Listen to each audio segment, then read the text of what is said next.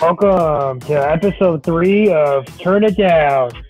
Turn it down with Christian Arbour.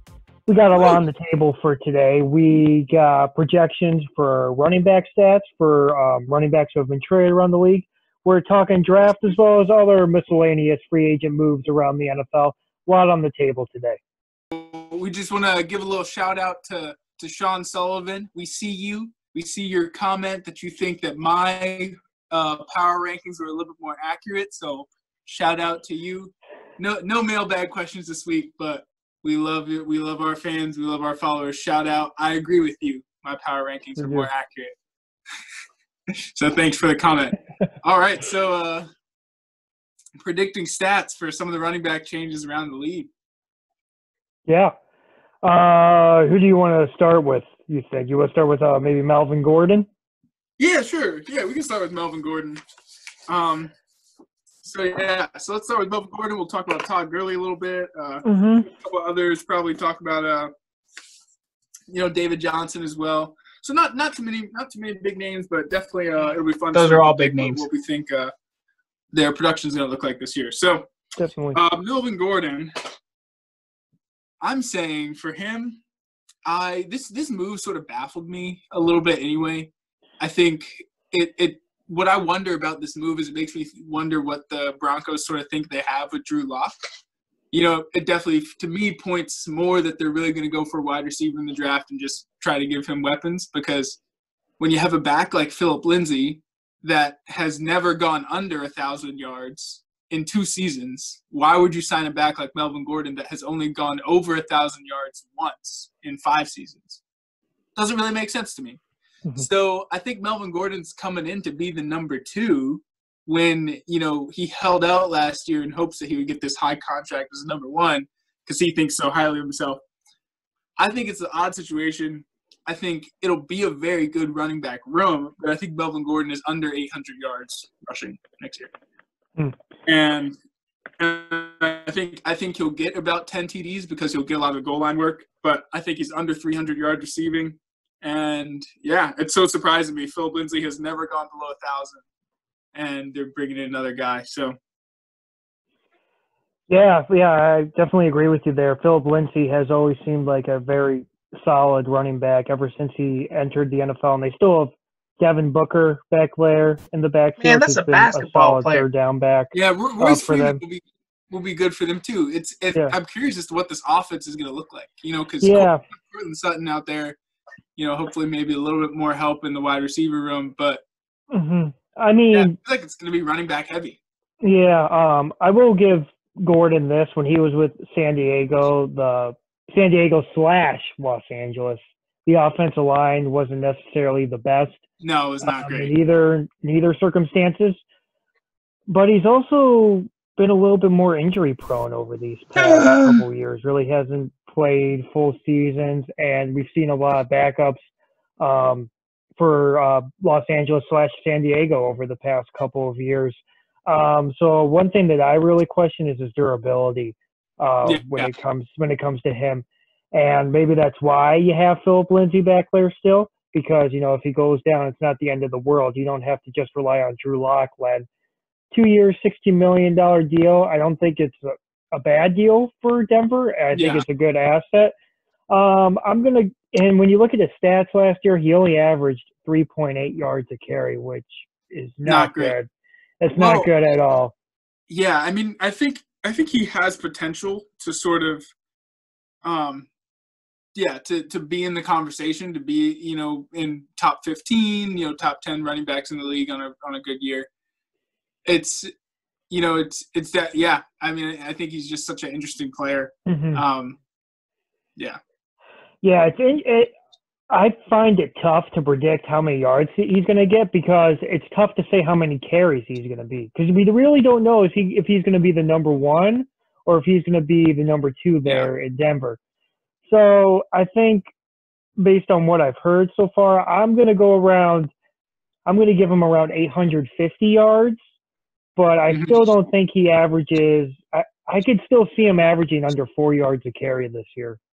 Yeah, same. Yeah, so that's an interesting one. What do you think about our guy David Johnson? Yeah, David Johnson's another one of those guys who has, really struggled with injuries over the past, few years and has just really had a tough time getting going. Last year he lost his starting position to Kenyon Drake pretty much. Like he became the number 2 in Arizona. So he came from he's over a 2-year span. He's gone from someone averaging 1,600 yards a year to I don't even know if he got to 800 this year. I'll have to. You can fact check me on that, but I think it was something around that. But I mean, maybe a new team gets him going. I think he's 29 now. I believe he's somewhere around there. So he's getting a little up there in age. He's got some injuries. You got Duke Johnson Jr. over there still. I think, do they still have Carlos Hyde over there too in Houston? I believe they do, unless they traded him. Carlos Hyde's a free agent. Yeah. Yeah. Okay. Yeah. So, you got Deshaun Watson over there who knows how to throw the ball pretty well. I want to see him do well this year. I'm hoping for the best for him, but that offensive line over there in Houston is not great. Yeah. Not great for sure. I just think it's going to be tough for him to get going this year. I'll give him 900 yards for this year. I don't think he breaks the 1,000-yard mark. Maybe on 240 carries, something like that. Yeah, I'm not super high on the Texans as a team right now, but I think David Johnson might be one player on the Texans I might be a little bit higher on. I think he will get carries because I think Bill O'Brien is so high on him. I think he will just get a lot of touches in the offense. I think he'll average about in that 4 yards per carry range, which would be enough to sort of have him probably get around 1,000 yards on the year. Yeah. Yep. Just to correct myself, David Johnson he's currently of running backs in the league. 28. What did you say? 28. Yep. Sorry, you came in and out on me. Yeah. Go ahead. Yes. So I think instead of talking about his upper category, Zeke and Saquon Barkley and the upper category of running backs, I think David Johnson will sort of find himself in that conversation of being around the Leonard Fournette, Jordan Howard type player. But yeah, I think he's got the chance to get to 1,000 this year. But yeah. Yeah, looking at the stats for him from last year, 94 attempts, had 345 yards. Like that's a rough season for a running back caliber. His last good year was 2016, when he rushed for 1,239 yards on 293 attempts. But ever since then, it's been kind of tough for him. Maybe a new location will help him out, though. You never know. Yeah. It'll be interesting to see how many receiving yards he gets in the offense as well, since he does have some of those skills. I mentioned Jordan Howard. What do you think of Jordan Howard's new situation down in Miami? Do you think he's going to be the number 1 down there? Yeah, I think he will be the number 1. Jordan Howard is a guy. He's still pretty young. He's only 20. A little bit. Yeah, 25 years old now. In a little bit of a warmer climate down there in Miami. I think he's due for a decent year. If you look at his stats in 2016, 2017, he was a 1,000-yard rusher. 2016, 1,313 yards. 2017, 1,122 yards. And even 2018, he had 935. Those really aren't bad numbers from a running back perspective. Last year, I think had some trouble, I believe, with injuries and then just a couple other things on the side. He only played in 10 games last year. So I think this is a good chance for him to come back. I think he's going to have a really good year in Miami. Miami's added some good pieces on that offensive line. I think they'll draft a couple players to help boost that offensive line. Mm-hmm. And I can see Jordan Howard having 1,100 yards this year. Nice. Yeah, I think that makes sense for sure. We could talk Todd Gurley before we move on to talking about the draft a little bit. Yeah. But yeah, Todd Gurley, I think I hope he's healthy, but I think the chance in Atlanta is going to be good for him. Definitely. I think it's so fun to look at those stats that say, everyone starting for the Atlanta Falcons was picked in the first round now. And I think he's going to have a pretty good O-line. And I think, barring that the knee is okay, I think he will be under 1,000 rushing yards, but I think he'll be over 500 receiving yards. And I think he'll probably get around 15 TDs, hopefully get back his fantasy value that he's lost. I think he'll be a great player on the offense. I like what the Falcons are doing in trying to give Matt Ryan weapons in the trade for Hayden Hurst as well. Maybe go out and draft one more player. Yeah. I mean, Todd Gurley was just probably, if you go back to 2017, 2018, he was in conversation for the best running back in the league. Oh, he was. And it's just kind of crazy to see how he almost somewhat disappeared last year. Felt like he was barely on the field. It was so surprising to see him only be on the field for about 50% of the snaps in the playoffs. Yeah. Or, something like that. Yeah, that was definitely a little weird, and I feel, it's that knee or whatever that's bothering him. I just feel like something's holding him back that just really hasn't fully recovered. And I don't know if a new location is necessarily going to help him with that. He's just one of those guys that it's just really tough to say what he's going to do this year because running backs take such a pounding in this league. And especially with a team with Atlanta, you just get rid of Devontae Freeman. They're probably going to want to give him, 200-plus touches this year, minimum. Does he have the durability for that is going to be a good question, first off, because if he can go through the season without being injured, that'd be impressive with 200-plus carries. I think if he can make it through the entire season and that knee or ACL, whatever's really bothering him, holds up, I see him over 1,000 yards rushing and around 10 TDs this year. But, if injuries catch back up to him, I could see him, having a pretty rough year or maybe ending up in a situation like David Johnson was in with Arizona, unfortunately.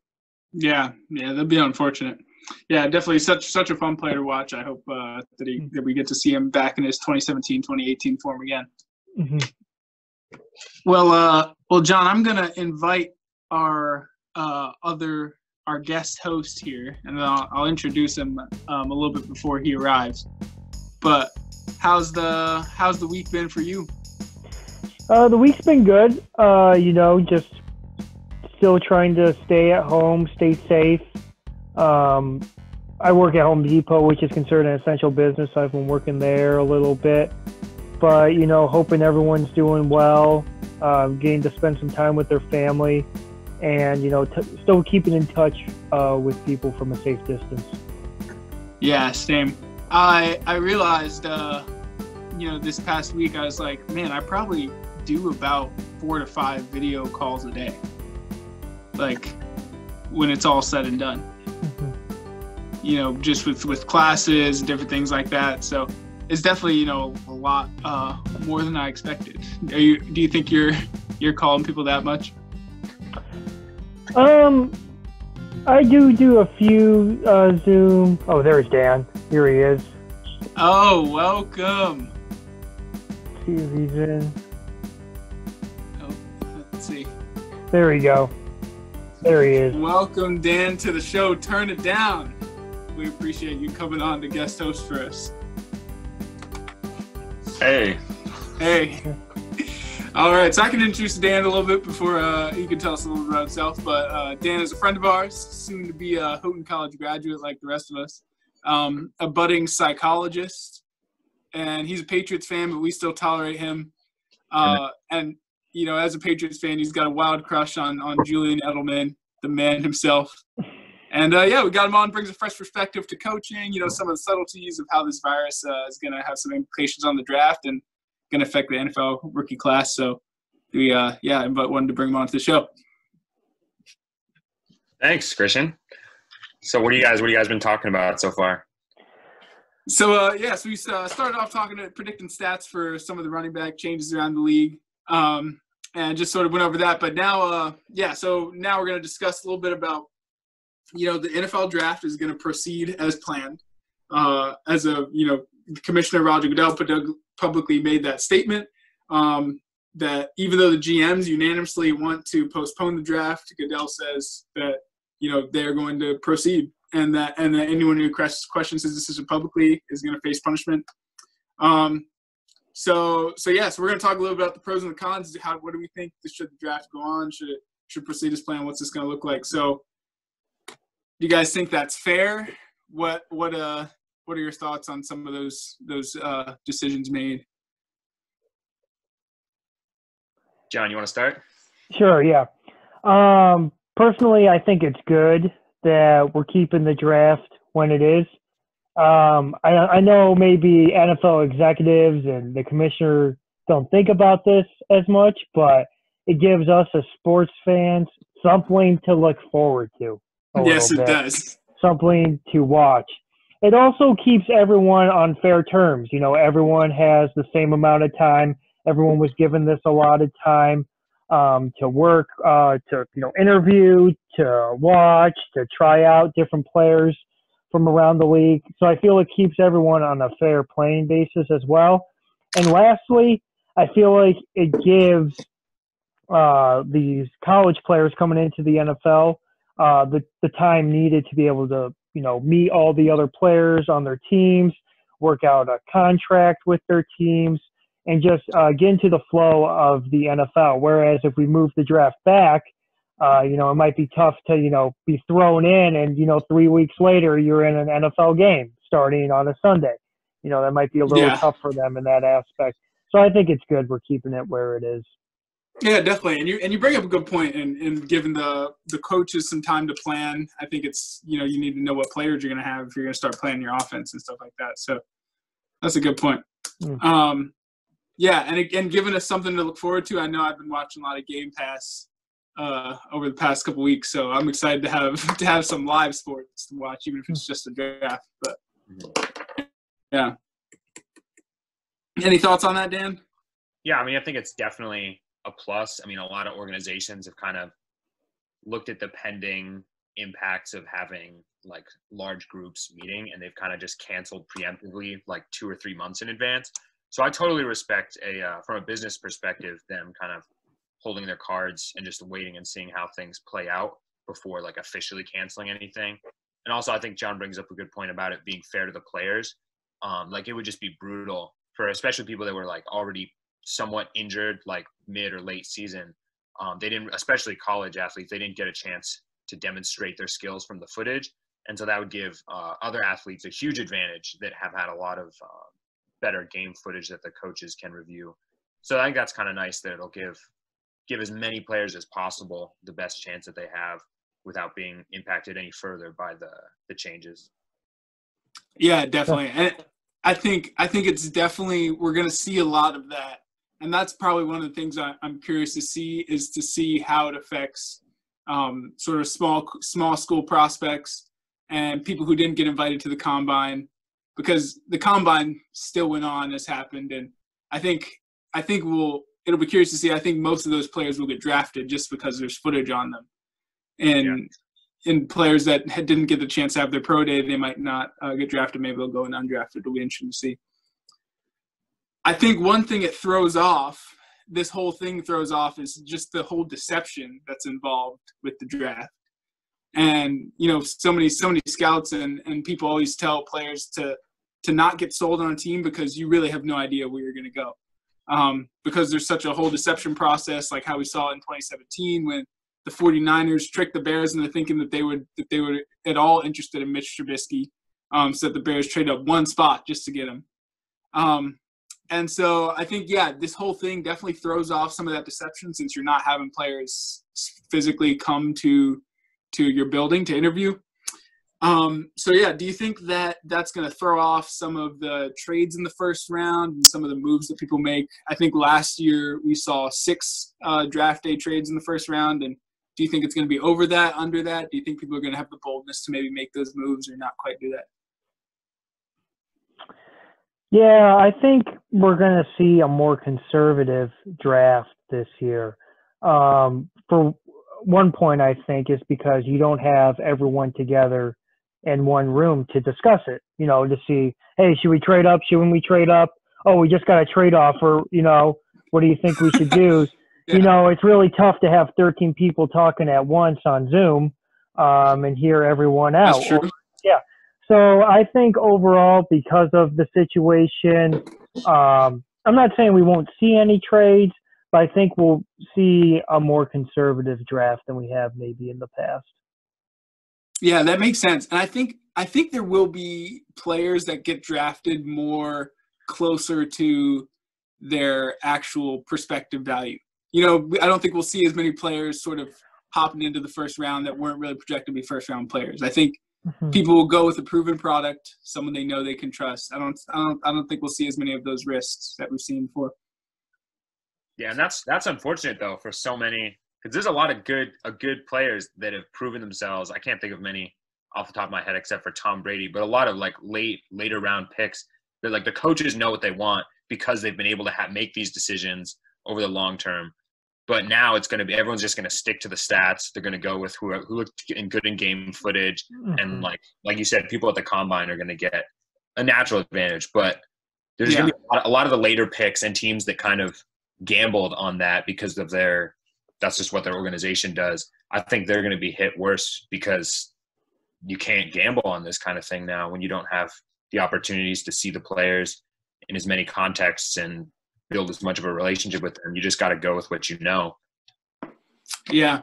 So that actually leads pretty well into our next sort of thing to talk about this. Like, who do you think is going to benefit the most from this? If you maybe had to give a team or sort of like a type, what coaches, maybe what sort of, who's going to benefit from this sort of draft scenario? I mean, it's tough to say because we've never seen a draft like this before. It's going to be interesting to see how teams and executives communicate with each other when it comes to picking players. It's tough to say even who's going to be the number one pick anymore because we could possibly see a team like the Miami Dolphins trying to jump up and grab Joe Burrow. So a team that might have an advantage, if I want to, you can't go wrong with saying the Patriots with this question because the Patriots, wow, they always seem to be able to maneuver their way through certain situations. And I know everyone's really doubting them right now, but I mean, some people have them come, maybe jumping up to maybe number 9 in the draft, to take someone maybe like Tua. I mean, I know a lot of people think they're going to take Justin Love out of Utah State, but I just don't see that happening considering he threw 20 touchdowns and 17 interceptions in his senior year. Nothing really that impressive. If they don't get Cam Newton or Winston in free agency, if I had to pick a team that has an advantage because of this draft style, it'd probably be the Patriots. Interesting. Wow. Yeah, one thing, Dan, you can comment first. No, I mean, I don't know exactly what the Patriots are up to because nobody knows what the Patriots are always exactly up to. But, I mean, I was thinking people, like the teams that are going to do well in this kind of situation are the ones that are sticking with their old guns. They're the ones that have already have, like they're the ones that are not losing that many players to free agency or they didn't trade good players or cap space to try and trade up for picks or down for picks. So I think if the Patriots pull something lucrative off and get a couple first or second rounders out of what they've already got left, sure, I mean, that'd be beneficial. But I think it also stands stands to be reason that they could not do as well, because their organization usually knows what they're doing, and they can spot a good player like that's going to stick around through like till like the 4th round in the draft. So, I mean, at this rate, anyone that's banking on picking up like good 4th and 5th round picks probably going to hurt worse than I think the teams that are already sticking with their players that have performed well in the past. Yeah, and definitely, you know, the New Orleans Saints and the Kansas City Chiefs are the 2 teams that have the fewest draft selections right now. They both only have 5 picks. And those 2 teams have not lost very many people in free agency. And I think they're actually going to benefit from this pretty well. I think, you know, only having 5 selections, I think they'll be able to just get a couple players that they know they can hit on. Dan, I wanted to ask you from a psychological perspective, do you think we could see a lack of motivation in rookie players this year?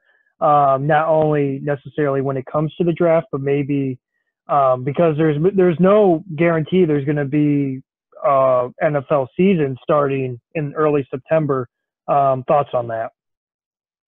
Yeah, I mean, as far as sports performance goes, there does seem to be a definitive separation between people that really want it, people that need to succeed they have some drive that they can't control because some of them it's financial. Honestly, there's a lot of players there that don't have other options. They don't have a career that they're going to make in marketing or business or anything else. And so they need to get drafted. They need to perform. And it shows. I mean, there's just like a drive and an energy that's present. And I think it wouldn't surprise anybody if there is kind of a lull in motivation or energy, especially for the guys that are outrageously talented. They come from like great high school programs, fantastic college programs. They've had everything handed to them. I'm sure they worked hard, but they could reasonably not succeed in the NFL and they'd be all right. I think you'll see a lot of those guys underperform as opposed to the guys where this is really all they have. So I think there will definitely be some sort of drop off in morale and motivation. It'll be interesting how to see that play out on the field. I mean, it'll probably just be like less playing time. They just won't. I mean, doesn't matter who you are. If you don't play well, the coach is going to pull you out. Mm-hmm. So I think there's going to be a bunch of young players that, unfortunately, in this circumstance, will underperform at what they would have done in the more real situation. Yeah, and one thing that I sort of think about that is one thing coaches are going to have to be real intentional about this year is putting their rookie players in the best possible position to succeed. Like I think I'm sort of, you know, thinking about a team like the Dolphins, you know, a team that's expected to draft a QB. Like, you know, sort of the expectation was, you know, that if they can prove they're better than Fitzpatrick in training camp, that they'll get the chance to start. Or maybe a team like the Chargers or maybe even the Patriots or the Bengals sort of having a similar situation. If I'm those teams now, I'm sort of thinking like that I want to have a good backup start and I want to give my rookie the best possible chance to succeed and not hurt their confidence, because if the time is shorter and I think that's going to be so important for not just rookies, but also defensive studs, like players like Isaiah Simmons that are sort of expected to play a lot of roles. I think to sort of take it easy on him and sort of expect them to maybe get their feet fully rolling by week 6. I think that's going to be really important for the coaches to have in mind. So, any teams that you think are going to really lose out this year because of this format? I mean, I could definitely see certain teams being taken advantage of, you know, with a little, you know, if something really looks good on paper, you know, and not everyone is involved in discussing it, you know, I could see maybe some smaller market teams, you know, losing out. You know, I could see maybe the Dolphins, the Bengals are a team, Detroit are a team that comes to mind, where, you know, they give up picks and you're just kind of thinking like, man, what are you doing right there?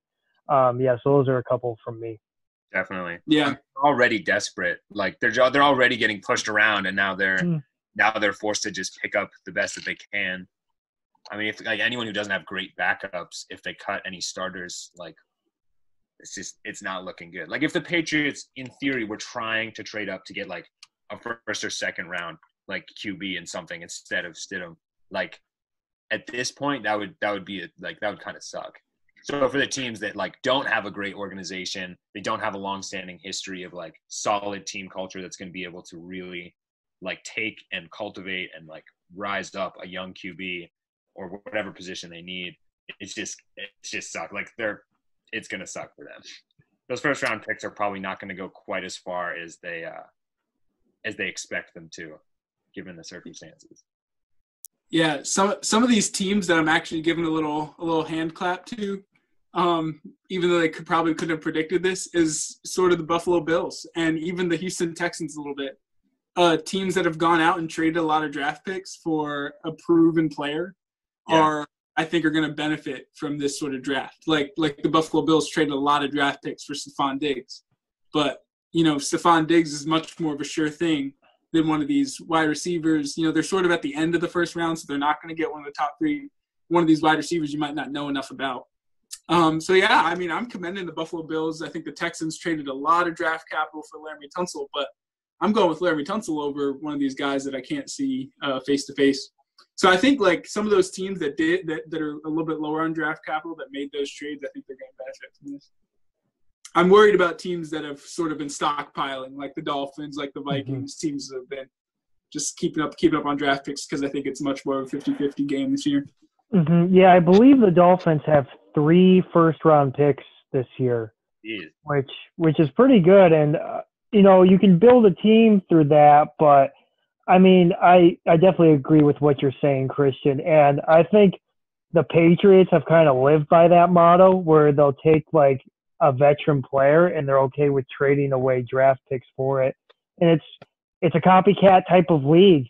And I think we see that in the draft and through every position in football. I think one example, which we'll talk to you a little bit later, will be Jalen Hurts. What about yeah.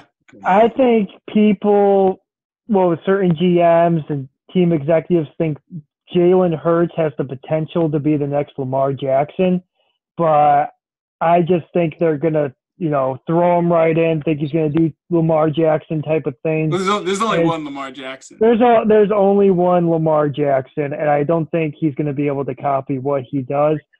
Jalen Hurts has had trouble fumbling too, and Josh Allen, and playing against really good teams.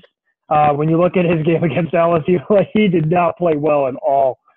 So I think he is really just people are going to go for him and expect Lamar Jackson out of him, and in result, it's not going to work out. You hate to see it. That's the worst. Is like just a cash grab for a pretty good young player who just needs to like get a little bit of pressure off his back, and he'll probably do pretty well in the league. But one of these just like desperate teams gets a hold of him, and then they just burn him into the ground, and they'll probably cut him after like 1 or 2 seasons. If they're not like phenomenal, it's like, what's he supposed to do? Turn the whole team around? Like, come on. I hope Jalen Hurts is not the next Deshaun Kaiser, but time will tell. He's got potential to be the next Deshaun Kaiser, but I think he's got a little more potential than him, hopefully. But Deshaun Kaiser looked pretty good too. Some people had him as their number 1 QB in that draft. One thing is I definitely do hope that small school players are getting their fair look at from scouts. Like I hope that scouts are doing their due diligence and looking at some of these small school players. I know in a mock draft, Kyle Duggar, who plays at Lenoir-Rhyne, a school I'd never heard of before this year, was mocked to the Ravens in the first round. And some of these players that are just really good from small schools, I hope that they get their fair looks, and I hope even if they don't get drafted, that they get a chance to potentially go undrafted or maybe get a chance in the XFL if that ever gets reinstated. So, yeah, I mean that'd be great. But I mean, it definitely does seem to potentially hit them the hardest. Like the people that they're just not quite good enough to be like number like 1 through 10 on any scout's list from any given school. So they're like, I mean, conceivably, if they showed up really, really well. In their like really personal interactions with the coaches and any teams that are just like looking to do well into some of the later rounds. Like it just sucks that they're not going to get the publicity, even though in a regular year they've probably earned just as much attention as some of the second round picks. Like it's just going to be. I think they're not going to get as much attention. I think scouts are they're probably being told just stick to who looks good. Because I mean, like stats can be really deceptive. But yeah, the smaller schools, a lot of those athletes are probably just screwed. Honestly, they're like, they should just like hope for the XFL at this point. If they're not, yeah, it's interesting. There's actually been a couple players whose visits have actually hurt them. So Orlando Brown, he's the Ravens' right tackle. He had a horrendous combine a couple years ago. It's terrible. I think he ran like 5.8 in the 40. Really bad. And something like that. And he saw his draft capital slide. Like he was projected in the first round, dropped to the third. And he's been, a bookend tackle for the Ravens. There's been some guys like that. I know the Ravens, so he's the one who comes to mind. But so it'll be interesting to see some of those guys that actually are first round talents potentially still get drafted in the first round, because there have been some players who have gotten hurt by the visits in the past. Yeah. And I think people will be going off the tape more instead of just going off sort of, players that have the athletic build or the athletic the dream that you want for a particular position.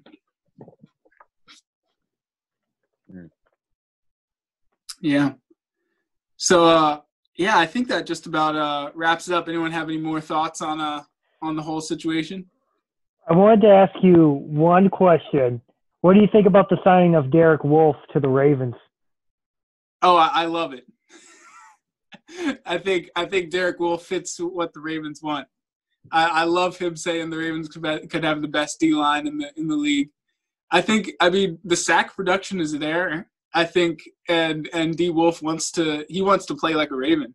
Like he wants to go in, prove himself, and prove that he can be there for years to come. So that's exactly what you're looking for in a player.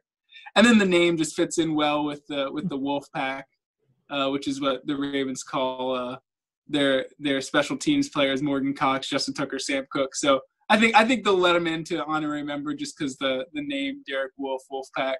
I love it. Woo! Howl. Yeah. 7 sacks this year. It was a career high for him. We'll see what he can do in Baltimore. I think it's a good pickup. Yeah, I think it's sort of funny. The Ravens have done this. I mentioned how it was mostly medical, but the Ravens did a similar thing a couple years ago when they signed a wide receiver that had never had over 600 yards receiving in a season. They signed him to a 4-year, $29 million contract, and then something with the physical went wrong, which I respect the doctors, but I think they, just like how they got better players then, I think they're getting a better player in Derek Wolfe potentially than what they were going to get in Michael Brockers. So Interesting to see maybe buyer's remorse part 2, but I'm not going to go out and say that, even though I just did. Anyone else with any last minute comments? Dan, we appreciate you coming and taking the time to come on Turn It Down, as always. From all of us. Hopefully we'll see you as a guest host again. Yeah, definitely. Yeah. We'll have to see if we get any NFL this year. I'll be back. Yeah, definitely. Yeah. So definitely next week, tune in. We'll probably be doing a little bit more mock draft stuff next week. So that'll be exciting as we have a little discussion about the draft before we turn our minds toward the mocks. But yeah, and we'll see if Winston and Newton end up anywhere this week. That'll be fun. That'll be fun to watch. Yeah. Stay tuned. Feel free to definitely drop something in the comments. Let us know your thoughts. Thanks for watching.